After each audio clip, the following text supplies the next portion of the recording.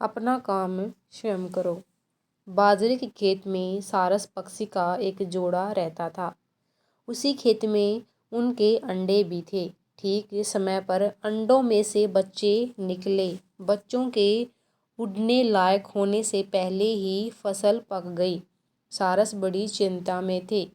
किसान फसल काटने आए। इससे पहले ही उन्हें बच्चों के साथ वहां से चले जाना चाहिए था, लेकिन उनके बच्चे अभी छोटे थे, इसलिए उड़ नहीं सकते थे। सारस के जोड़े ने बाहर जाने से पहले अपने बच्चों से कहा, बच्चों, हमारे यहाँ न रहने पर यदि कोई खेत के पास आए तो उनकी बात सुनकर याद रखना। एक दिन जब सारस भोजन लेकर शाम को बच्चों के पास वापस लौटे तो बच्चों ने कहा, आज किसान आया था। वह बहुत देर तक खेत के चारों ओर घूमता रहा। एक दो स्थान पर खड़े होकर देर तक खेत में पकी फसल देखता रहा। फिर उसने अपने बेटे से कहा, अब फसल काटने योग्य हो गई है।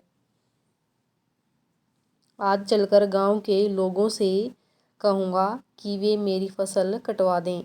2-3 दिन तक कोई फसल काटने नहीं आया। अगले दिन जब सारस शाम को बच्चों के पास आया तो बच्चे बहुत घबराए हुए थे। वे कहने लगे, अब हम लोगों को यह खेत तुरंत छोड़ देना चाहिए।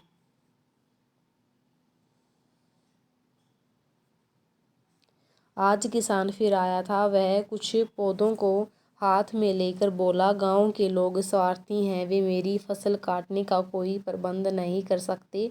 कल मैं अपने भाइयों को भेजकर फसल कटवा दूंगा।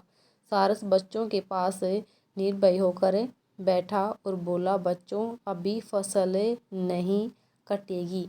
2-4 दिन में तुम लोग ठीक ठीक उड़ने लगोगे। अभी डरने की आवश्यकता नहीं है। कई दिन बीत गए। सारस के बच्चे उड़ने लगे थे और निर्भय हो गए थे।